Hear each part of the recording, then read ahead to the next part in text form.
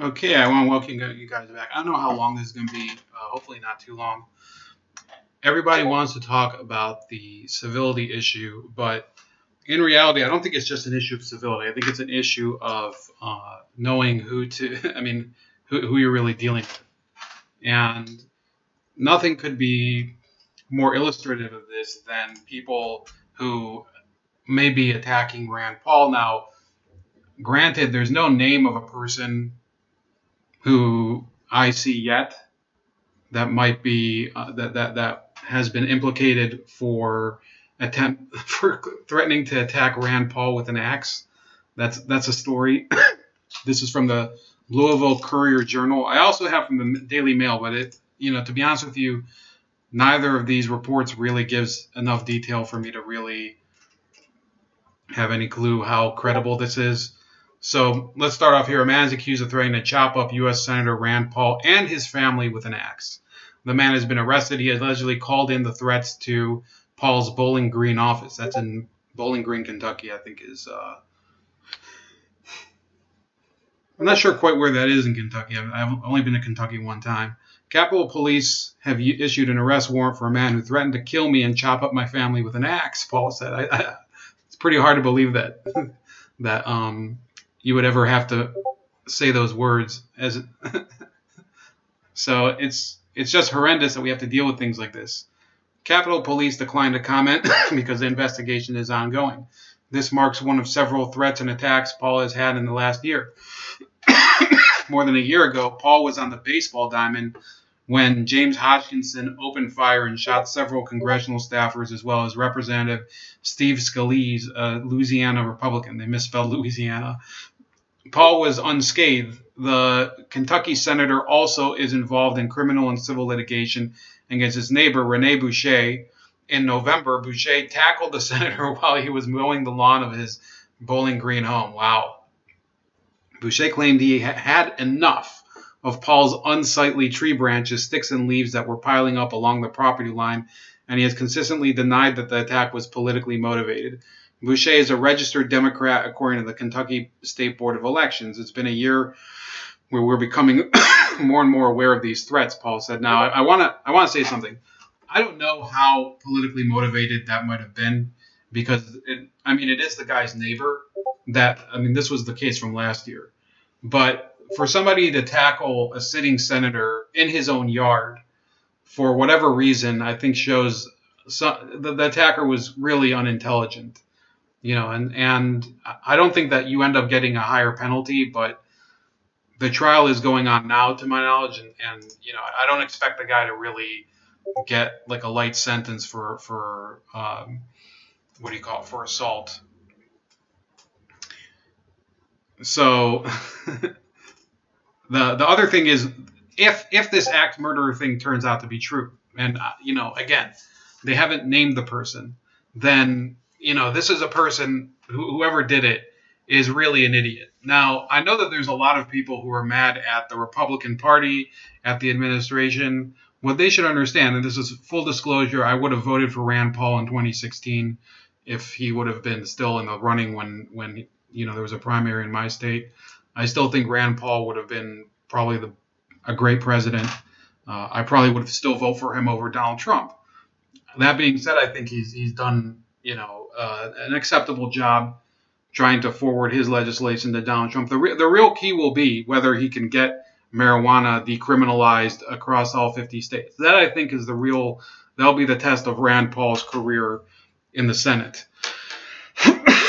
If he can get laws against civil asset forfeiture. And if he can't, I think that it's a sign that the Republican Party doesn't really represent people with conservative libertarian beliefs. It's really an issue that people tend to see the R after somebody's name, and they automatically assume that person is like some sort of Rick Santorum, hardcore Christian, Bible thumper or something. It's not the case with Rand Paul, who is more of a civil libertarian. And I know some people might think, well, what difference does it make? He's basically, if he really stood for something, he would never have, supported the Trump administration with Yemen and the intervention over there and whatever.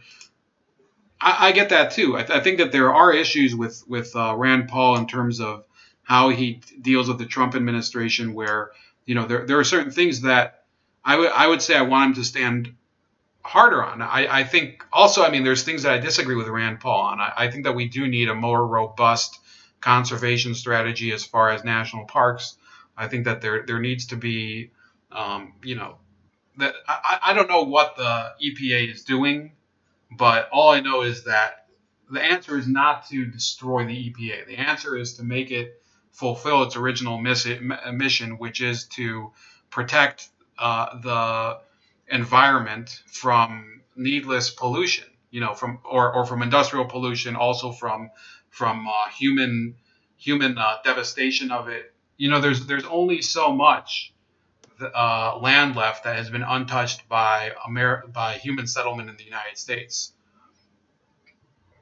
And I think I would personally be more open to somebody who would take a harder line on that issue, and would also include a lot of the civil liberties issues that Rand Paul talks about. That's really my philosophy, and that's probably the only area where I really differ from Rand Paul.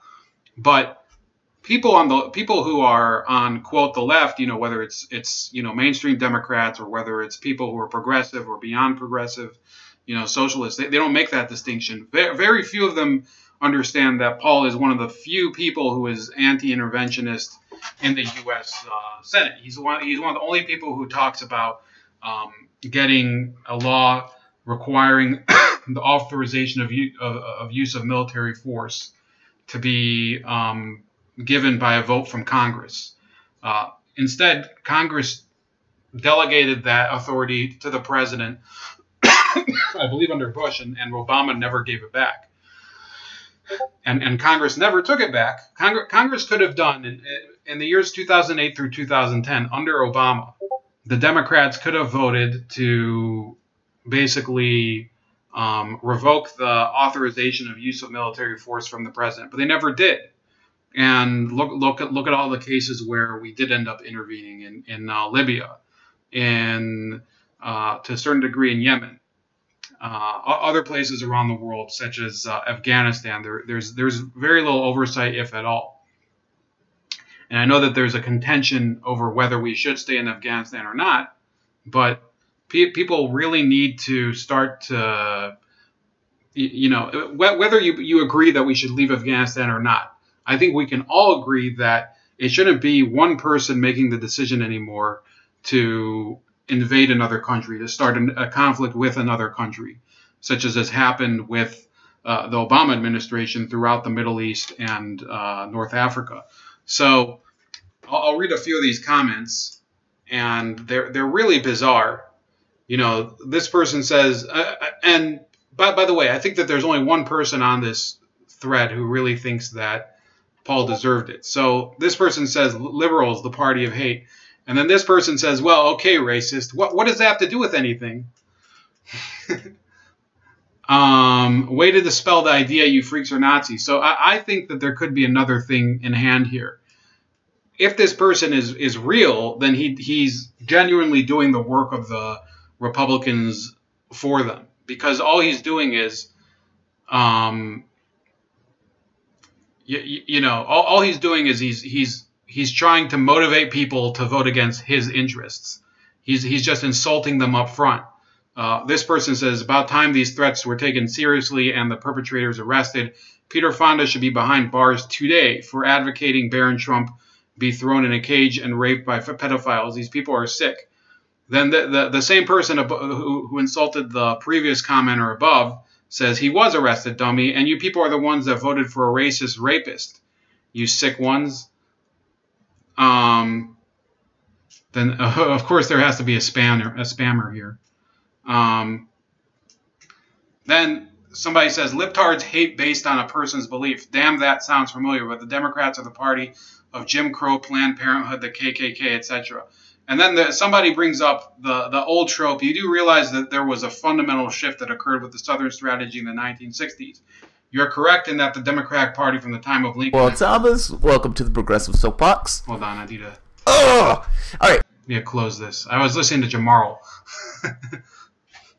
And Jamal, by the way, hasn't been taking calls, so I guess I'm done with that, because really the benefit of calling into his show is why I even listen to it. Like, sometimes he'll go on a long rant of over an hour, and you really don't know where he's going to. He kind of loses his train of thought, and he admits it. It's kind of funny sometimes. You're correct in that the Democratic Party from the time of Lincoln until the 1960s was very, very racist, but that all changed when Nixon started recruiting former racist Southern Dems who were upset at the passage of the Voting and Civil Rights Act in the 1960s. That was called the Southern Strategy. Then, I don't know why I put all these in parentheses. In American politics, the Southern Strategy was a Republican Party electoral strategy to increase political support among white voters in the South by appealing to racism against African Americans. Now, I want to say something. The Southern Strategy did work for a while for the Republicans, because Jesse Helms was a huge figure in the Republican Party for about 25 years.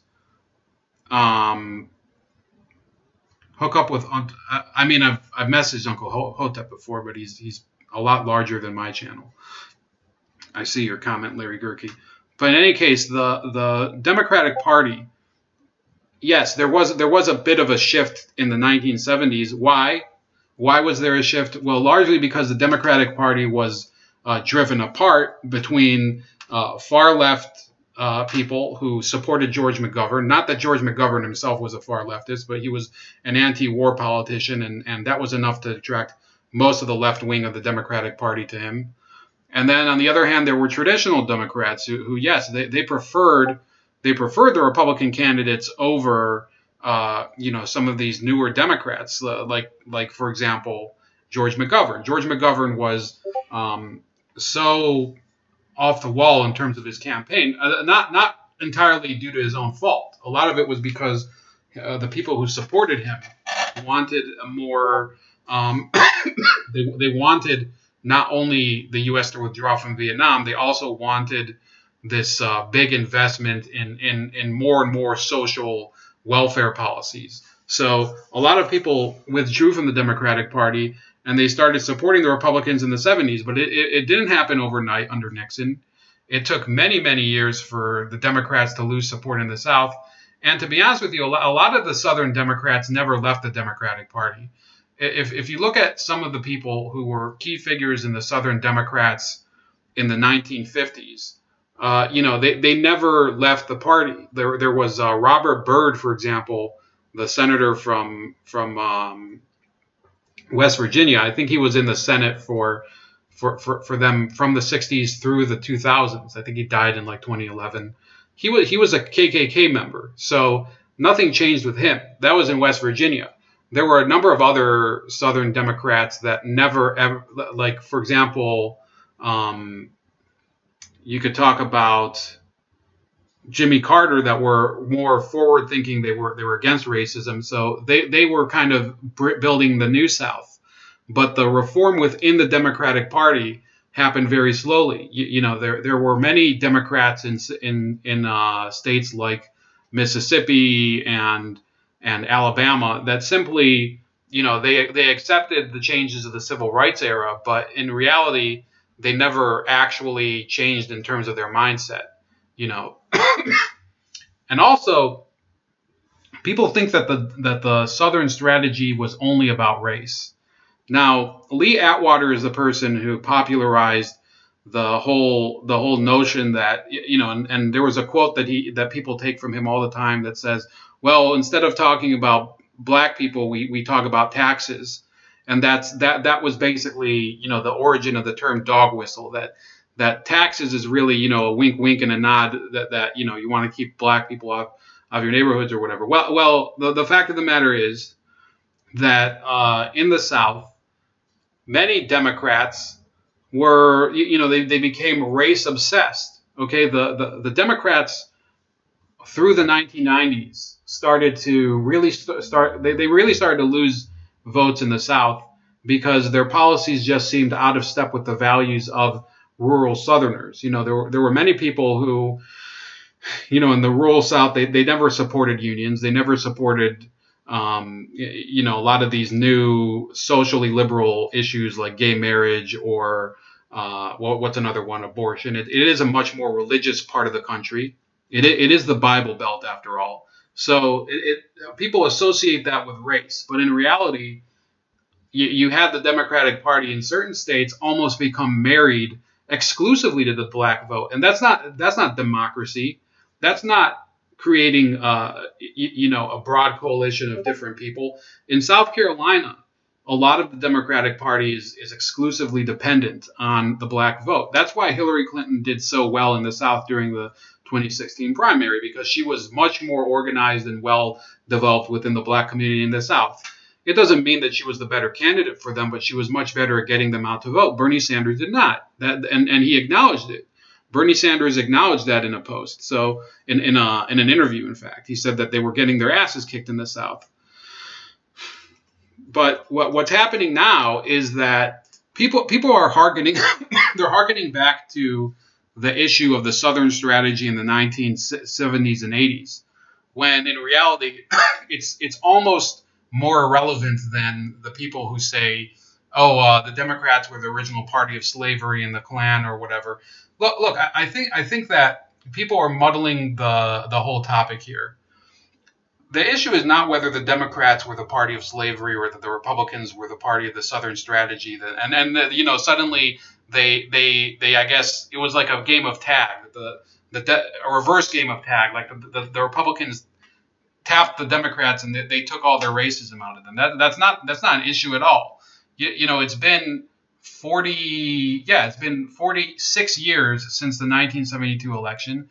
Anybody who wants to say, suddenly because of Nixon, all of the Republican Party is racist. Well, are you trying to say therefore that the Democratic Party does not have racism in it? Because I distinctly remember during the 2017 race for the DNC chair, there was a person named Sally Boynton Brown, and I can bring up the clip. Sally Boynton Brown, who she actually went and said that her job was to tell white people to shut up.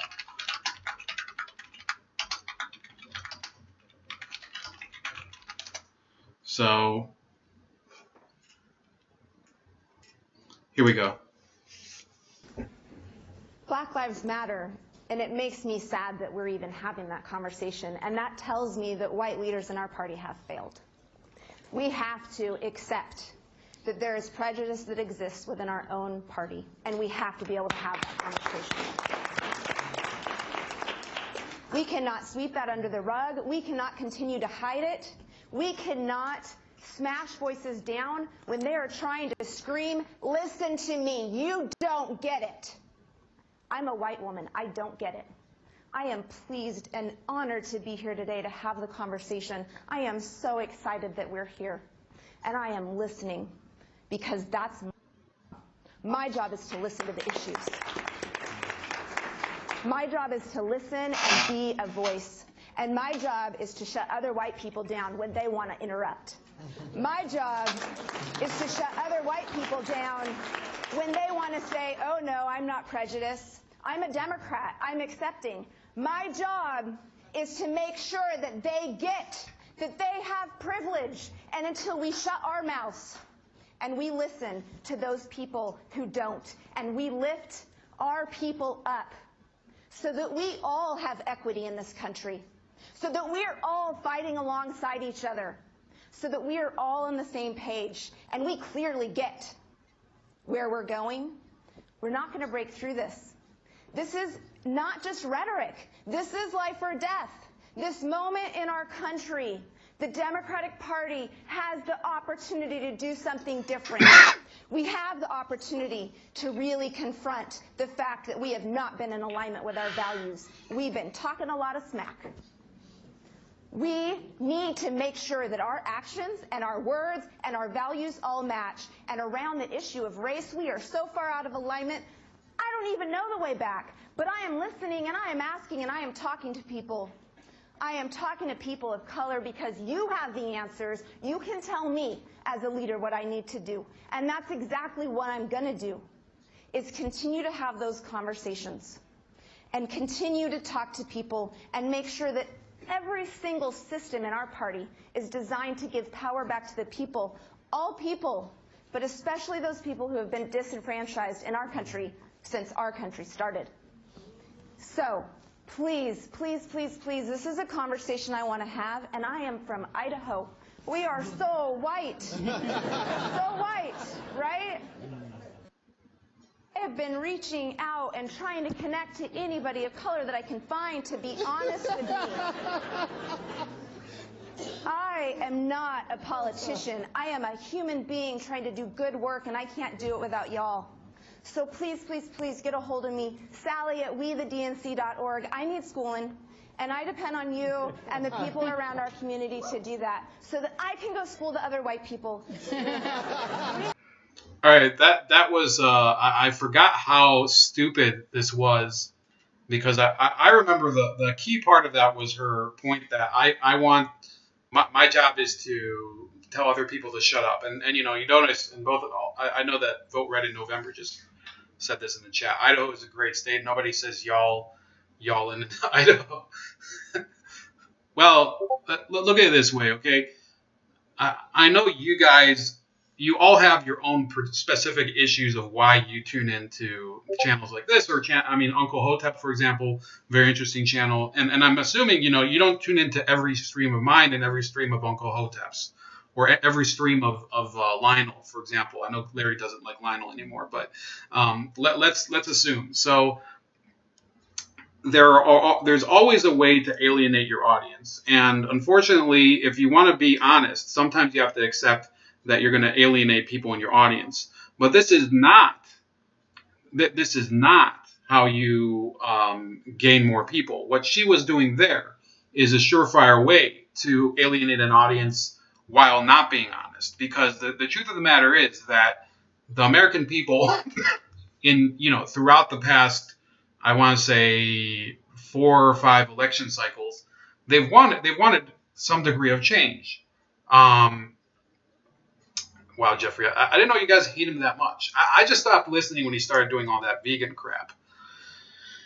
So, there's people who live in areas like for example, Vote Red in November says he's from Eastern Washington. Then Larry, I know, is from California. I'm from Ohio, from the Midwest. Then you have Jeffrey from Kansas.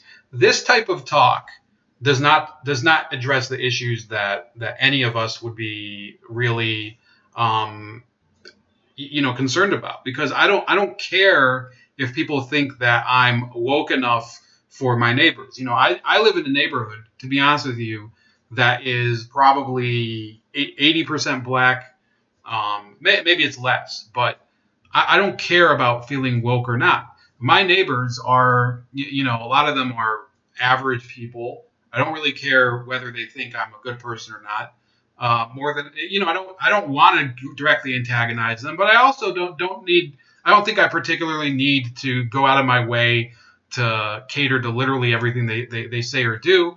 I have my life, they have their lives. This is not about that. What you need to do in order to be a real leader is to talk about issues that really people have a stake in having them resolved. Now, Bernie Sanders in 2016 did do that, and people want to hate on him, but let's just be clear here. Talking about Medicare for all does address at least the healthcare debate. Talking about the TPP does address the trade issue. Talking about a Green New Deal does address, in a certain way, the jobs issue. And who was the other candidate who said things like that? Well, it was Donald Trump.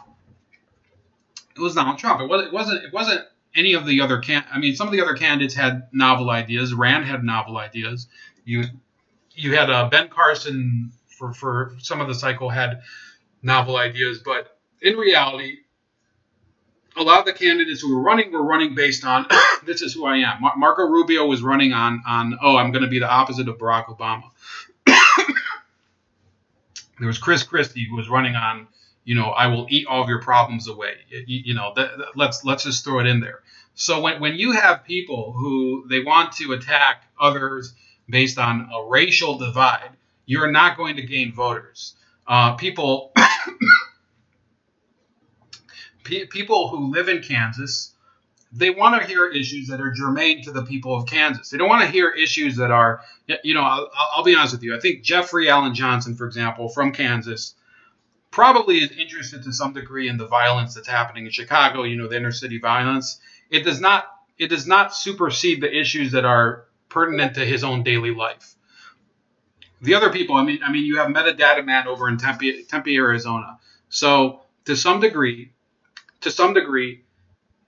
people in Tempe, Arizona have more of a concern for immigration problems than they do for, a topic like, conservation of the rainforest, like you might have in the Pacific Northwest. Because there is a rainforest in the Pacific Northwest. There's not a rainforest in Arizona. So when you go and you campaign on a national level, and this was an intelligent thing that Bernie Sanders did. This was an intelligent thing that Donald Trump did. This was an intelligent thing that a lot of the candidates did besides Hillary Clinton, who had no clue. You talk to the issues of the people that are listening to you, and Bernie Sanders, I think one of the few things that he did was he was able to give a perspective that was basically attractive to the middle class across large parts of America. Now, the fact of the matter is that he bombed royally in the South because he didn't even try to campaign there. That was a major blunder, and a lot of his fans won't acknowledge that.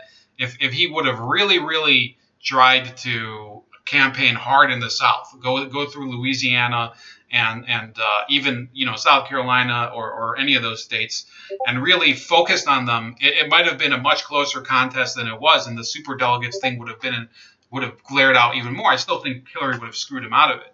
But in any case, what I'm talking about here, extrapolating from the Rand Paul story, is that when you go and you take a story that has nothing to do with race, like Rand Paul almost, allegedly being threatened by an axe murderer because they still don't have a name, and then people comment on it and you call them racists, when race had nothing to do with this. We don't know the race of the assailant.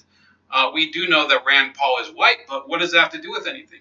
That is not going to get people interested in what you have to say. So I think that's about it. I hope that you guys enjoyed it. I think I'm going to go do some work outside. And please leave your comments below. I have my walk-away video already up. Please go look at it and share it. But I'd like to hear if you guys have any walk-away stories, so you can post in the comments on that video and let me know. And other than that, please like this video, share the video, subscribe, and comment.